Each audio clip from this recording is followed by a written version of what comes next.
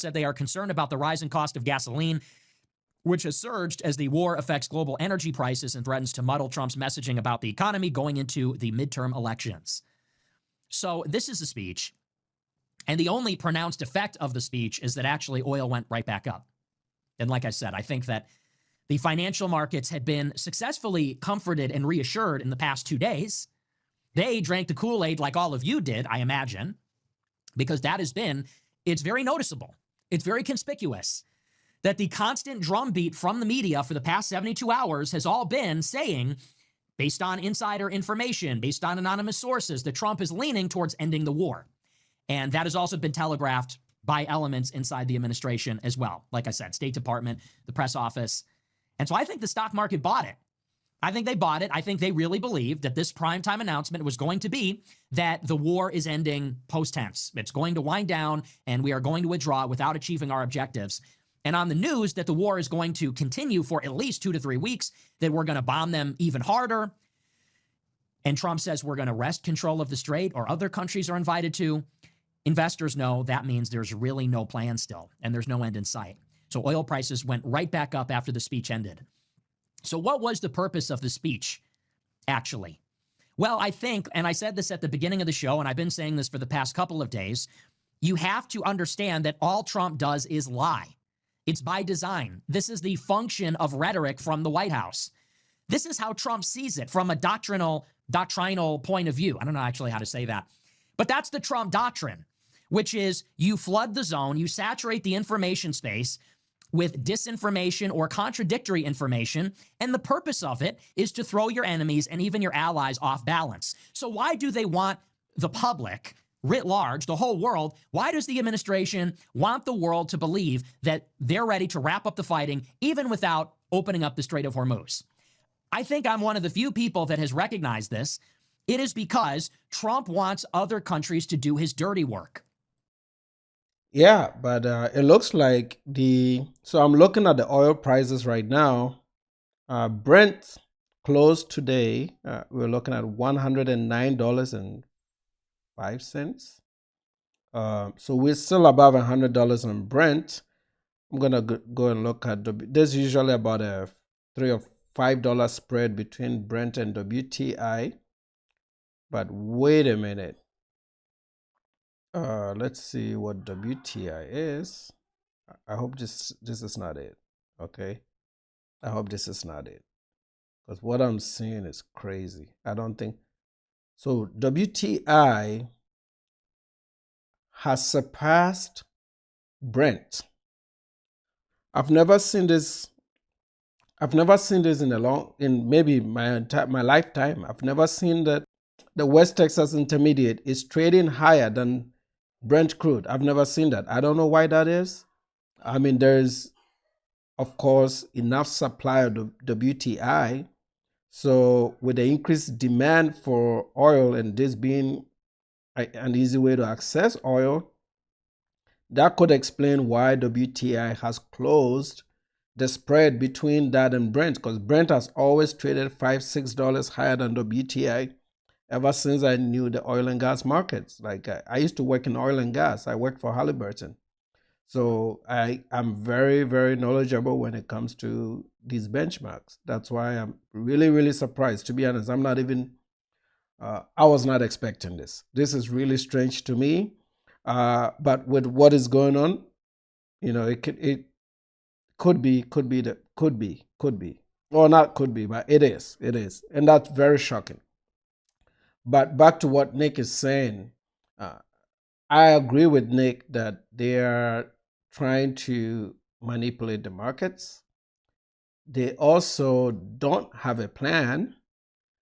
They seem to want to get out, but they are also very worried that leaving Iran with the regime intact, even though now they're changing the words, they're saying regime change, but leaving Iran with the regime intact and with the regime knowing that they can be attacked anytime, there's going to be a race for them to get nuclear weapons.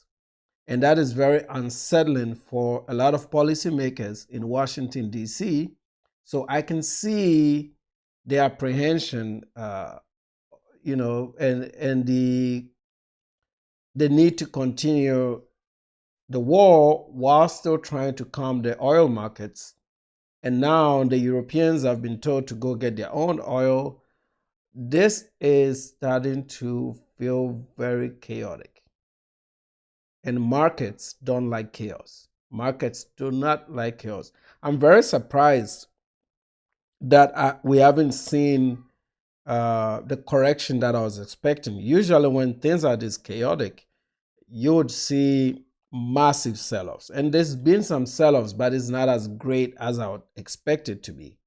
So the few weeks is going to be crucial. And one thing I want to talk about before we get back to Nick here is we are now openly committing war crimes. Today we blew up a bridge in Iran, which is kind of a civilian infrastructure. So we've run out of military targets that we knew before we went in. We've hit all those targets that we knew before we went in. And now they are relying on dynamic strikes, which means they're gaining intelligence due to their air superiority, looking down and then changing their target in flight, kind of.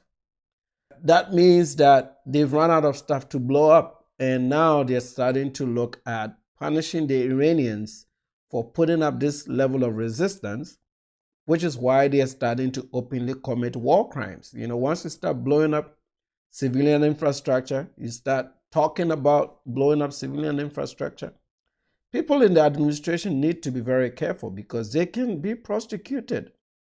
Maybe except for the president, but people like Pete Hegseth and the other, military planners that don't have immunity and are young and have a lot of life ahead of them, all it takes is a democratic president, and a lot of them can be prosecuted for war crimes in Iran. So they have to be very, very careful. If you have no more military targets to hit, you want to figure out a way to settle this.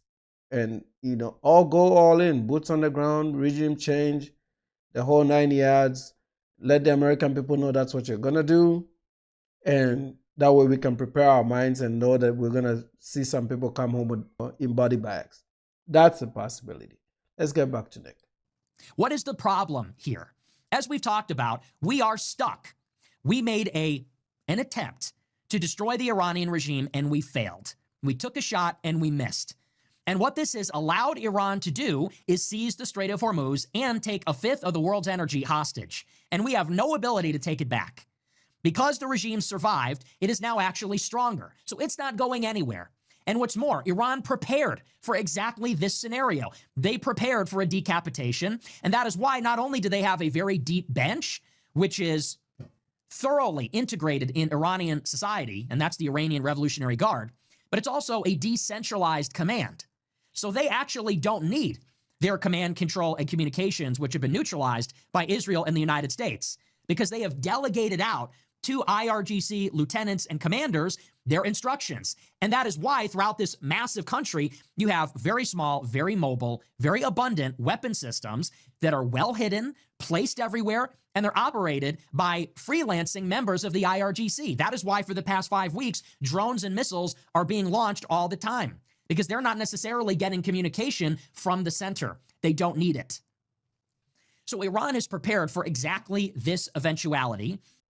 I was going to say, how Iran has fought this is going to be studied by smaller militaries, or countries that don't have these big military budgets, are going to study this type of warfare where you decentralize command and you empower the lower ranking people to go out there and cause damage. I mean, their rules are very simple. Hit the Gulf, hit all U.S. assets nearby, hit some embassies, kidnap Americans or whatever, instruct the Hezbollah group in Lebanon to fire at northern Israel. And that's the game plan, and hit oil and energy infrastructure, choke the Strait of Hormuz. And even if they cut off our heads, you got the command. You don't need to constantly change, because the Iranians have not changed anything since this war started. They've been doing the same thing since day one. It's the Americans that are changing. And one thing I learned from studying and watching the Ukrainian war, when it started and to this very day, the side that was always making changes seemed to be the side that was struggling. Remember when the Russians, and I'll just take you back a little bit, when Ukraine took over parts of Kharkiv and Kupiansk, the Russians were caught sleeping, really. And Ukraine just swept through that part and took it over. That forced the Russians to change strategy. That's when they started digging trenches in the south around Zaporozhye. And they started also doing, putting these dragon teeth to slow down tank advancement. The Russians were never going to do that until the Ukrainians took over Kharkiv. Okay? So you found out the Russians were the ones that were having to mobilize. Remember, they did that massive mobilization, and a lot of Russian men ran away from Russia. Putin was forced to change strategy. And, we are how many years in, 4 years, 5 years in, they're still fighting, right? So the Iranians are forcing the Americans and the Israelis to change strategy. And if you are being forced to change strategy, that means you are not achieving your goals. You are losing. That's what it means, really. That means you're losing. They survived the initial strike, which is all they needed to do. The regime is not toppled, and actually now it's fortified because there's a rally around the flag effect. And that goes not just for the public, which supports the regime, which is under attack, but also for the regime itself. There is no factionalism. There doesn't seem to be a lot of cracks. They're sticking together, and they're still able to attack the Persian Gulf, the Gulf cooperation countries, and Israel. So we're trapped in this situation, as we've discussed, where it seems that the only way out is either a complete surrender, and that involves giving control of the Strait to Iran permanently and formally, which is unacceptable, or we have to escalate. But Iran and we and everyone knows that we have no ability to escalate. The only way that we can fight harder is to deploy a ground force of some kind. Yep. And the way this is set up is that if that happens, we may win, but we have to give it our all, and a lot of people are going to die. It's actually a question whether the United States could ever prevail against Iran short of using nuclear weapons. Could we even succeed if we did an Iraq-level invasion of Iran? I don't know that we would even win. Yeah, I don't know, but I would never bet against the U.S. But one thing you have to know, though, is that Iran has over 1 million military personnel.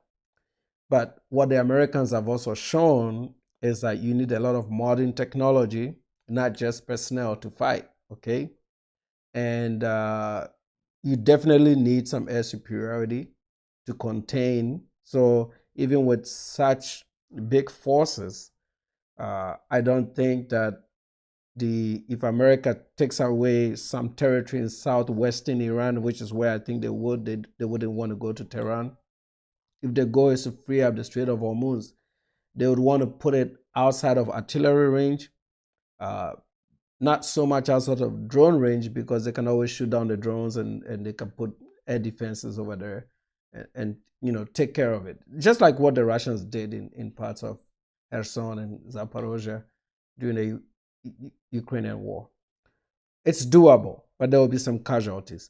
But that's now maybe what Iran wants to do. Iran is probably going to send suicide bombers. They're going to have roadside bombs. They're not trying to protect any territory, and you don't know who the leadership is. So after you even go in, they can lay low till you leave, and then they'll come back up again like the Taliban did, right? Because they know that there is no appetite in the West for us to occupy a country. Okay, we can bomb and leave, and everybody's gonna forgive you when you do that. But once you send in troops designed to occupy and do that old school regime change, that puts America back on the path of what it didn't ever want to do after Iraq and Afghanistan, which is one thing Trump never wanted to do. So this is my prediction. I think over the next few weeks, they're going to start hitting civilian infrastructure, because it's like a divorce. Like when a chick leaves you, you're upset, you want to blow up everything, you want to take them to the strongest divorce courts and have the judge clean them up, clean out their wallets and their bank accounts. That's what the Americans are doing. They're just going to blow up some infrastructure, blow up some of the oil, cost Iran some money, and maybe cause oil prices to hit maybe $130, right? And then they're just gonna leave and then put satellites on nuclear stuff. And anytime Iran tries to do any nuclear activity, they'll just go in and bomb it. That's just what it's gonna be until they settle this diplomatically somehow.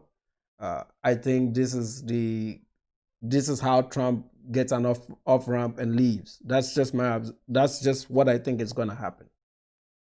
Win that. Iran has 1 million soldiers. They have rigged their country for this eventuality. They have a massive population. If Israel can't take Gaza, the United States is not taking Iran under any circumstances. But if we wanted to escalate things, that's the only way we could go. And if we could win, whether that's true or not, it would involve a very high cost in human life. And a lot of Americans would die. And so Iran knows, and we know, this is politically unacceptable for Trump to do this. So Trump has devised these other options. Take the islands, take the uranium, do these things. I think, however, that what he really is looking for is to throw somebody else's army at the problem. What he really wants, and this is a pure guess, this is pure speculation. I thought about this. I really thought about this. Not the Europeans. I think Nick is going with the Europeans. But I thought that eventually what they may do is to get Israel to bring a ground force, embed them with some elite American troops, get through some training together, massive air cover, and then get UAE and Saudi to volunteer some troops for specific assignments to take the Karg Islands and a few islands that are around the Persian Gulf, and also take a bit of the land around the Straits of Hormuz to be able to control that access as a checkmate to force Iran to negotiate. That's what I think will happen. That's achievable, maybe less casualties, but the Iranians are still going to send in some bombs. But let's keep listening to Nick here. What he really wants is maybe for the Gulf countries or a coalition of other countries, either to do the fighting on the ground or to pick up the baton from us and carry on the fighting at a low level in perpetuity. Maybe that's the plan. It's clear that Washington is looking for an off-ramp, okay? The White House wants out of the fighting, but they also recognize that we need the Strait of Hormuz. We also can't get it. We can't compel Iran to give it up. We probably can't take it back by force. If we tried, many Americans would die. But if we don't do it, then we effectively give it to Iran, and this is a complete humiliation. It's a strategic defeat, and the whole energy market is held hostage by Iran in a formal and institutional and official way. So maybe the off-ramp that Trump is seeking is to delegate the fighting to the junior partners. And he's maybe seeking partners like Saudi Arabia and the Emirates and Israel, and maybe even countries in the Pacific or Europe, to police the region so that we can recuse ourselves from the fighting because of political reasons, basically. And so that brings me back to, what is the purpose of all of this messaging? What is the purpose of the speech? Well, I don't believe that Trump is seriously going to leave the conflict ceding the Strait of Hormuz to Iran. But maybe they want Japan and South Korea and Saudi Arabia and the Emirates and Europe to think that. Because if these countries think that we're willing to do that, this is a big problem for them. And it's a problem for them first. Because after all, it's their oil.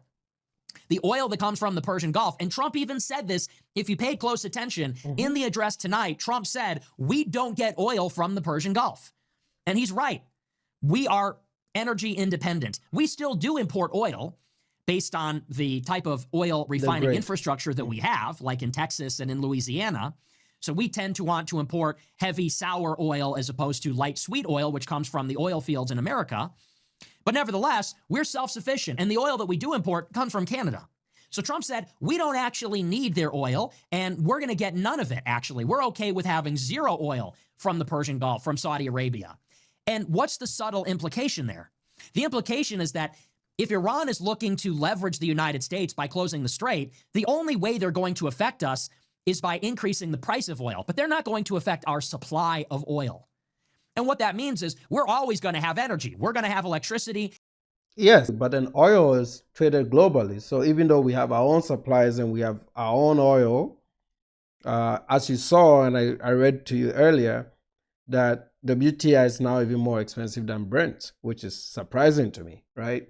So that tells me that they can still affect the price of oil, even though we're not demanding oil from the Persian Gulf. So because this is a commodity that is globally traded and publicly traded, the prices are set, demand and supply, but there's a speculative nature in oil pricing that even if we have an abundant supply of it, the prices can still go up. These are the few exceptions in economics, right? The price can still go up even though we have abundant supply. It can still go up because it's kind of like a derivative. The price is based on a global market. And because there are global tensions, then it's just going to go up. It's an opportunity for oil producers. It sucks for consumers, of course. And it also sucks for policymakers. So Iran still has a few cards to play. Okay, this is why they're talking about hitting their civilian infrastructure, because then that will really, really maybe affect the civilians, and it can cause a bit of an uprising and some political instability in between. But everything just feels like a mess. Everything feels like a mess. I'm going to let Nick wrap it up here and we'll close out. And we're going to have fuel, and we're going to be okay. It might cost us more money, but we'll have what we need. It's all those other countries that are going to have the very acute energy shortage, because it is they that will stop getting their shipments of oil and natural gas. It's India, South Korea, Japan, Malaysia, Taiwan, China. Less so China, they mostly run on coal. But it's these Asian countries that are going to get hit first, and they're going to get hit really hard because they're not easily going to be able to replace all that oil they get from the Persian Gulf. And the same goes for Europe. Europe is totally dependent on liquefied natural gas, and that is going to increase very much because Qatar is shut down, because 20% of the LNG comes from that country through the Strait of Hormuz. So why does Trump want the world to believe he's ready to walk away? It is because he wants Iran to think that they don't have as much leverage over us as they might believe. And he also wants our allies to think that we're willing to leave them high and dry. We're going to break it without buying it. We're going to destroy the global energy market. We're going to give Iran the Strait of Hormuz, and all these other countries will be holding the bag. They will have to negotiate to get their oil out. They will have to maybe pay a toll. And the shipping cost for their energy is going to go way up, even if they eventually get it. They're going to have these disruptions. They're going to have to pay more money for their fuel. It's going to hit them harder, and it's going to hit them earlier than it's ever going to touch the United States. So I think that's the playbook. And what that points toward is that we're actually not ready to leave the conflict. We're still deeply committed to those original objectives.